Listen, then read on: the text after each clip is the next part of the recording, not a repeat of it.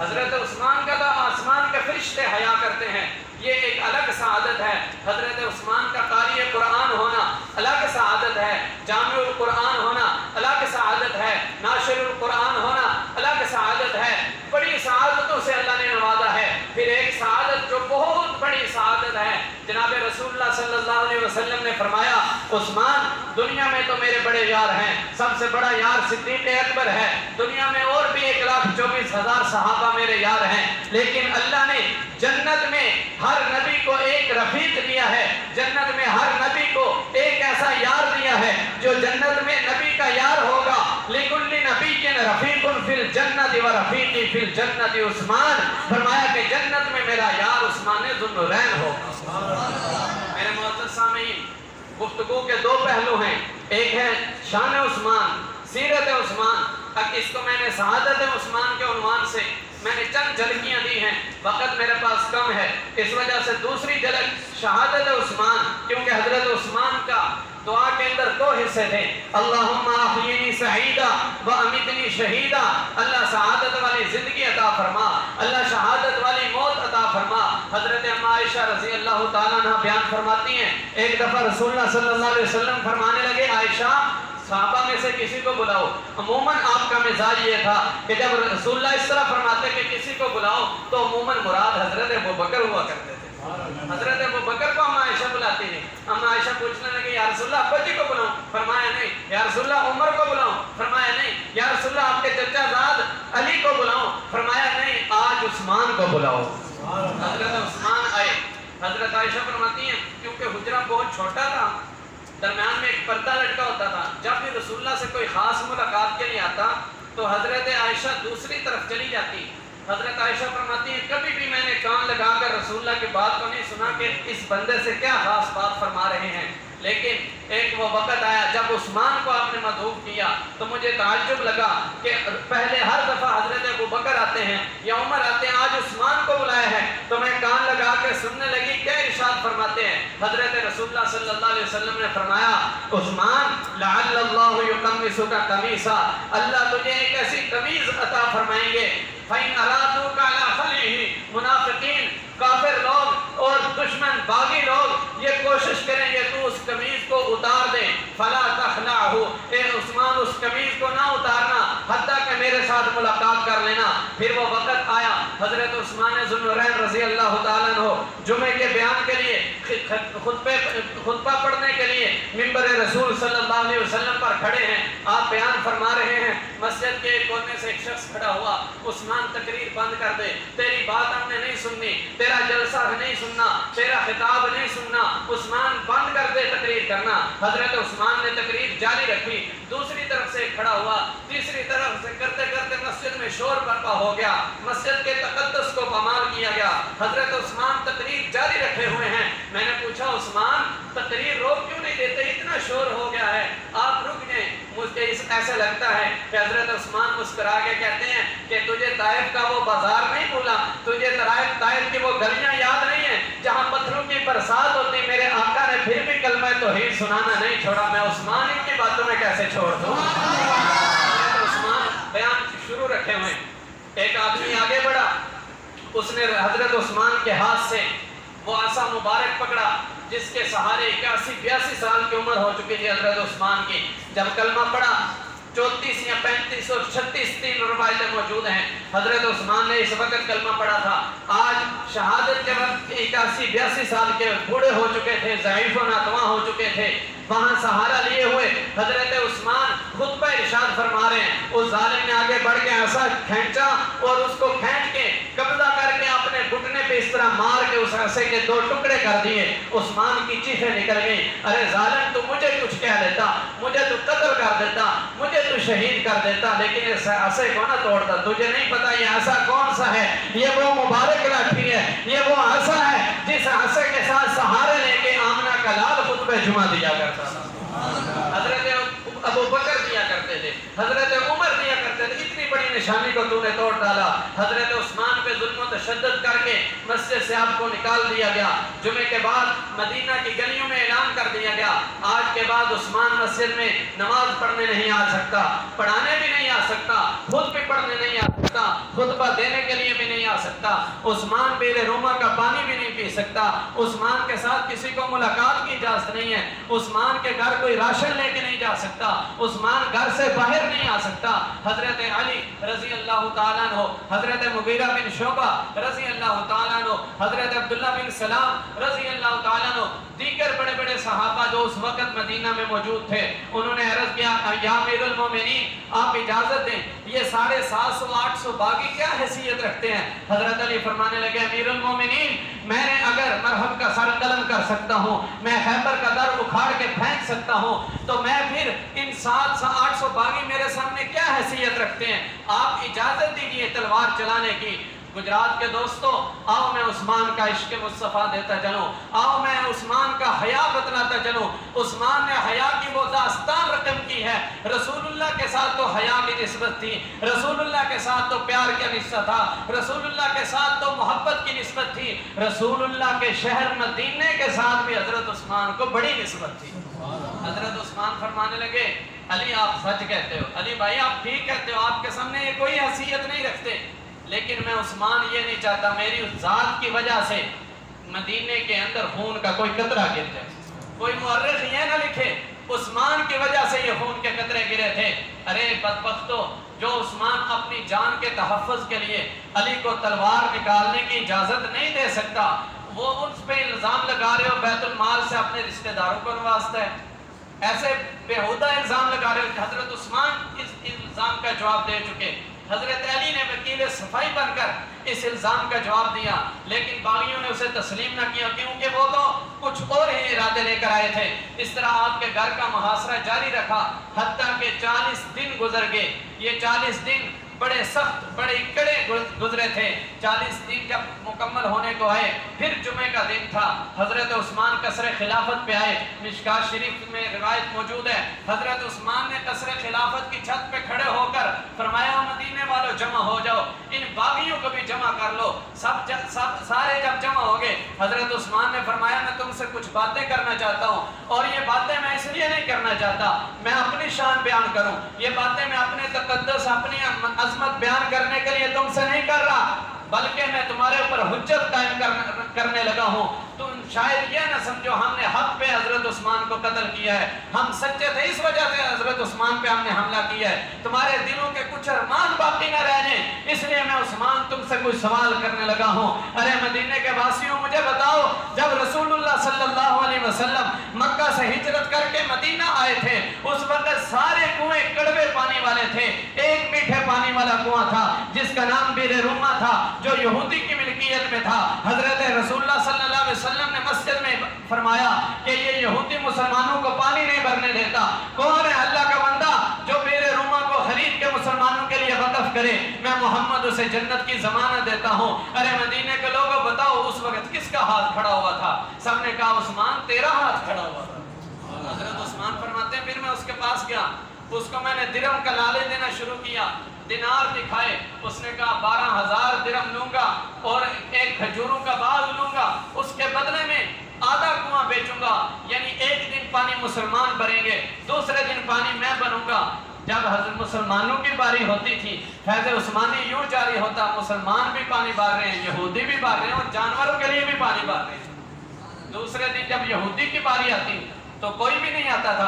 حضرت عثمان نے فرمایا ارے ظالموں بیر روما خرید کے میں نے دیا، آج اسی بیر روما کا پانی 40 دن سے مجھ پر تم نے حرام کر رکھا ہے، اس کی ایک گھونٹ مجھے پینی میسر نہیں ہو رہی، میرے خریدے ہوئے پانی کو پورا مدینہ پی رہا ہے، میں عثمان نہیں پی رہا، کس ظلم کی پاداش میں تم نے میرا پانی بند کیا ہے؟ حضرت حسین رضی اللہ تعالیٰ عنہ بہت بلند عالی مقام ہیں، ان کی شہادت اپنی جگہ پہ مظلومانہ ہے، ان کی شہادت اپنی جگہ مسلم ہے، لیکن ان پر 3 دن پانی بند ہوا تو آج پورے پاکستان کیا پوری دنیا میں اس پر بات کی جاتی ہے۔ مولانا حذیفہ معاویہ صاحب والی بات ہے کہ صرف حضرت حسین نہیں ہے، حضرت عثمان بھی ہیں، حضرت عمر بھی ہیں، ان کی شہادتوں پر بھی ویسے ہی تذکرے ہونے چاہیے، ویسے ہی عام تعطیلات کر کے چھٹیاں کر کے ان ایام کو منانا چاہیے، لوگوں کو پتہ چلے ہمارے اصل ہیرو یہ ہیں۔ حضرت عثمان نے پوچھا لوگوں بتاؤ وہ دن تمہیں یاد نہیں ہے جب غزوہ تبوک کے لیے حضرت رسول اللہ صلی اللہ علیہ وسلم نے فرمایا اپنا مال پیش کرو، تو حضرت ابو بکر پورا سامان لے کر آگے، لیکن وہ اتنا تھا کہ حضرت ابو بکر سر پہ اٹھا کے لے کے آگے تھے۔ حضرت عمر لائے تھے، آدھا مال لائے تھے، پھر بھی نہ کافی تھا۔ رسول اللہ نے فرمایا کون ہے اللہ کے رستے میں جو مال دے گا؟ تو اس وقت بتاؤ کس نے ہاتھ کھڑا کر کے کہا تھا 100 درہم میں دے رہا ہوں، یا رسول اللہ 100 اونٹ بما ساز و سامان کے دے رہا ہوں۔ لوگوں نے کہا عثمان آپ تھے۔ حضرت رسول اللہ نے بٹھا دیا، پھر فرمایا کون ہے؟ حضرت عثمان دوبارہ کھڑے ہوئے، یا رسول اللہ 200 اور دیتا ہوں، پھر کھڑے ہوئے، یا رسول اللہ 300 اور دیتا ہوں، حتیٰ کہ 950 اونٹ بما ساز و سامان کے، 50 گھوڑے بما ساز و سامان کے راہ خدا میں دیے، گھر چلے گئے۔ 1000 اشرفیاں 1000 دینار اٹھا کے رسول اللہ کی جھولی میں ڈال دیے۔ حضرت رسول اللہ ممبر پہ جلوہ گر تھے، آپ نیچے اترے، آپ کی جھولی میں حضرت عثمان کا دیا ہوا مال ہے، وہ اشرفیاں ہیں۔ رسول اللہ صلی اللہ علیہ وسلم حضرت عثمان کے دیے ہوئے مال میں یوں ہاتھ پھیرتے ہیں، پھر ان اشرفیوں کو اٹھا کے اس طرح بلند کرتے ہیں، نیچے گراتے ہیں، اور میرے آقا مسکرا کے ساتھ فرما رہے ہیں ما ضر عثمان ما ضر عثمان ما عمل بعد اليوم ما ضر عثمان ما عمل بعد اليوم مرتين۔ رسول اللہ نے 2 مرتبہ ارشاد فرمایا عثمان جا، آج کے بعد تجھے کھلی چھٹی ہے، جو کرے گا اللہ کی پکڑ تیرے پہ نہیں آئے گی۔ میرا تصور، میں نے پوچھا یا رسول اللہ آپ عثمان کو اتنی کھلی چھٹی دے رہے ہیں، جو بھی کرے پکڑ نہیں ہے؟ مجھے ایسا لگتا ہے رسول اللہ صلی اللہ علیہ وسلم فرماتے ہیں ارے ایک باپ کو اپنے بیٹے پہ اعتماد ہو سکتا ہے، میرا بیٹا غلط کام نہیں کرے گا تو عثمان پر میں محمد کو اتنا اعتماد ہے، عثمان غلط کام کرے گا ہی نہیں، پکڑ آئے گی نہیں، کوئی عمل بھی عثمان کو نقصان نہیں دے سکتا۔ حضرت عثمان نے فرمایا کہ وہ کون تھا؟ لوگوں نے کہا عثمان آپ تھے، آپ نے راہ خدا میں دیا۔ ظالموں الزام لگاتے ہو، رشتہ داروں کو نوازا ہے۔ میں عثمان تو مکہ میں تھا، بہت بڑا تاجر تھا، مدینہ میں تھا، بہت بڑا تاجر تھا، میرے انصاری بھائی نے کہا کہ میرے ساتھ یہ سامان ہے اس کو تقسیم کر لو، سارے انصار نے مہاجر کے ساتھ تقسیم کیا تھا، حتیٰ کہ کسی کے پاس 2 بیویاں تھیں، اس نے ایک بیوی مہاجر بھائی کو دے دی تھی، لیکن میں نے اپنے انصار بھائی سے کہا کہ مجھے تیرا مال نہیں چاہیے، مجھے بازار کا راستہ بتا دو، میں مٹی کو سونا کرنا جانتا ہوں۔ تو پھر اللہ نے مجھے نوازا تو میں نے وہ کسر نہیں چھوڑی، ایسی سعادت اللہ نے مجھے نصیب فرمائی ہے۔ حضرت عثمان نے پھر آخری سوال کیا لوگوں مجھے بتاؤ کیا وہ زمانہ تمہیں یاد نہیں ہے، کیا وہ منظر تمہیں یاد نہیں ہے جب رسول اللہ صلی اللہ علیہ وسلم ایک پہاڑ پہ کھڑے تھے اور پہاڑ پہ زلزلہ آیا، رسول اللہ نے فرمایا اس بت اے پہاڑ رک جا، زلزلہ روک دے، فرمایا فَإِنَّمَا عَلَيْكَ نَبِيٌّ وَصِدِّيقٌ وَشَهِيدٌ، فرمایا کہ تیرے اوپر نبی بھی ہے، صدیق بھی ہے، 2 شہید بھی ہیں۔ تو لوگوں نے کہا ہمیں وہ منظر یاد ہے، آپ نے فرمایا ایک ابو بکر تھے وہ صدیق تھے، ایک نبی تھے، ایک حضرت عمر تھے وہ بھی شہید تھے، اور دوسرا شہید میں عثمان ہوں۔ حضرت عثمان نے یہ باتیں کی، پھر قصر خلافت میں لوگوں کو الوداع کہا اور فرمایا کہ لوگوں اب قیامت کے دن ملاقات ہوگی۔ نیچے اترے، جمعے کا دن تھا، حضرت عثمان پہلے قرآن کریم پڑھنے لگے، پھر تھوڑی دیر سو گئے، خام میں رسول اللہ صلی اللہ علیہ وسلم کی زیارت ہوئی، 2 مرتبہ خواب آیا۔ حضرت ایک خواب میں آپ نے فرمایا عثمان چاہو تو میں تیرے دشمنوں کے خلاف دعا کروں، نیست و نابود ہو جائیں، چاہو تو میرے ساتھ آ کے ملاقات کر لو۔ حضرت عثمان فرمانے لگے یا رسول اللہ آپ سے ملاقات سے بڑھ کر کیا ہے، محبوب کی ملاقات ہو جائے میں یہ پسند کرتا ہوں۔ پھر دوبارہ خواب میں زیارت ہوئی، فرمایا کہ عثمان تو نے 40 دن کا روزہ رکھا ہے، بڑا لمبا روزہ رکھا ہے، بڑا لمبا عرصہ تو نے روزہ رکھا ہے، لوگ 30 روزے گن گن کے پورے کرتے ہیں، تو نے 40 دن کا روزہ رکھا، پریشان نہ ہونا، آج افطاری کا انتظام میں محمد نے تیرے لیے حوض کوثر پہ کیا ہوا ہے۔ حضرت عثمان جب جاگے تو حضرت نائلہ پوچھنے لگی عثمان یہ مسکرانا کیسا، باہر تلواریں 40 دن سے بھوکے پیاسے ہیں، مسکرانا بنتا نہیں ہے۔ آپ نے فرمایا رسول اللہ نے یہ بشارت دی ہے۔ آپ نے قرآن کریم کھولا اور فرمایا کہ نائلہ میرے لیے پجامے کا انتظام کرو۔ حضرت مسند امام احمد میں روایت موجود ہے کہ رسول حضرت عثمان رضی اللہ تعالیٰ عنہ نے اسلام لانے سے پہلے بھی اور اسلام لانے کے بعد بھی کبھی بھی پہلے پجامہ نہیں پہنا تھا، عرب کلچر تھا، تہمد دھوتی باندھتے تھے، حضرت عثمان بھی تہمد باندھتے تھے، لیکن اس دن حضرت عثمان نے فرمایا پجامے کا انتظام کرو۔ کیوں؟ اس لیے کہ عثمان اتنا با حیا ہے، عثمان نے جس ہاتھ کے ساتھ رسول اللہ سے بیعت کی تھی وہ بیعت وہ ہاتھ اس کے بعد عثمان نے اپنی شرمگاہ پہ نہیں لگایا. عثمان کہتے ہیں پوری زندگی میں نے اپنی شرمگاہ کو نہیں دیکھا تو میں عثمان یہ برداشت نہیں کر سکتا. اگر میں شہید ہو جاؤں میری شہادت کے بعد میری بے حرمتی کرتے ہوئے میرا صدر کھل جائے, میں عثمان سے برداشت نہیں ہوگا, میرے لیے شلوار کا انتظام کرو. حضرت نائلہ رضی اللہ تعالیٰ نے شلوار پیش کی. حضرت عثمان قرآن کریم پڑھنے بیٹھے, اللہ کا قرآن پڑھ رہے ہیں, ساری زندگی جامع القرآن بن کے گزاری, ناشر القرآن بن کے گزاری, قاری القرآن بن کے گزار دی. اللہ نے قرآن کی یہ صفت رکھی ہے, قرآن بڑا وفادار ہے, زندگی میں قرآن سے وفا کرو, موت کے وقت قرآن تم سے وفا کرے گا. حضرت عثمان قرآن پڑھ رہے ہیں, اس آیت پہ پہنچے جو میں نے خطبے میں پڑھی تھی, فَإِنْ آمَنُوا بِمِثْلِ مَا آمَنْتُمْ بِهِ فَقَدِ اهْتَدَوْا. دروازے پہ حضرت حسن ہیں, حضرت حسین ہیں, حضرت عبداللہ بن زبیر پہرا دے رہے ہیں. پچھلی طرف سے 5 ظالم دیوار پھلانگ کے حضرت عثمان کے گھر داخل ہوئے. ایک ظالم نے آگے بڑھ کے حضرت عثمان کی داڑھی سے پکڑا تو حضرت عثمان نے یوں آنکھیں اٹھائی اور فرمایا کہ میں نام نہیں لیتا. حضرت عثمان فرمانے لگے, ارے بدبخت, ارے ظالم, اگر آج تیرا باپ زندہ ہوتا تیری اس حرکت کو برداشت کر سکتا؟ وہ ظالم پیچھے ہٹا تو دوسرا آگے بڑھا, اس نے لوہے کی لٹ حضرت عثمان کے سر پہ ماری, خون کا فوارہ اٹھا. تیسرے ظالم نے قرآن کو ٹھوکر ماری. حضرت مولانا نور الحسن قریشی رحمت اللہ علیہ ملتان والے فرماتے ہیں کہ قرآن کو ٹھوکر لگی, قرآن دوسری طرف گیا, ٹھوکر کے ساتھ واپس آیا خود بخود, کیونکہ قرآن وفادار ہے.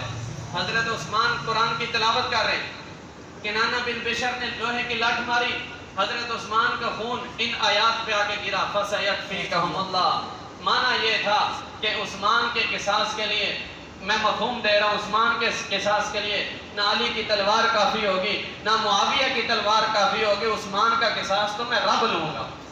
حضرت عثمان کو شہید کر دیا گیا. پھر ظلم و تشدد کی داستان یہاں پر ختم نہیں ہوئی. حضرت نائلہ کی 3 انگلیاں کاٹ دی گئیں اور 3 دن تک آپ کی لاش اور میت وہاں پڑی تھی. 3 دن کے بعد حضرت ام حبیبہ رضی اللہ تعالیٰ عنہ ام المومنین فرمانے لگی, ارے ظالموں, اگر تم نے عثمان کے جنازے کو اٹھانے کی اجازت نہ دی, میں محمد کی ردا, محمد کی چادر, محمد کی عزت, دوپٹہ اتار کے بازار میں آ جاؤں گی. پھر اگر پتھروں کی بارش برسی تو مجھے لعن طعن نہ کرنا. اس پر جنازہ اٹھانے کی اجازت دی. جنازہ اٹھا. رات کے وقت صرف 17 آدمی جنازے کے اندر شریک ہیں. حضرت نائلہ رضی اللہ تعالیٰ عنہ آگے لالٹین اٹھا کے چل رہی ہیں. جس گلی سے عثمان کا جنازہ چلتا ہے ہر طرف سے پتھروں کی برسات ہو رہی ہے. حضرت مولانا عبدالحمید بٹو رحمت اللہ علیہ اپنے انداز میں کہا کرتے تھے, حضرت مولانا بٹو فرماتے تھے کہ حضرت عثمان کا جنازہ چلتے چلتے جب رسول اللہ کے روضے کے سامنے سے گزرا ہوگا تو کسی کہنے والے نے اپنے انداز میں کہا ہوگا نا کہ عاشق کا جنازہ ہے ذرا دھوم سے نکلے, محبوب کی گلیوں میں ذرا گھوم کے نکلے, عرش بریت چرچا عثمان باحیادہ, عرش بریت چرچا عثمان باحیادہ, رتبہ خدا ودایا, سنیاں دے پیشوا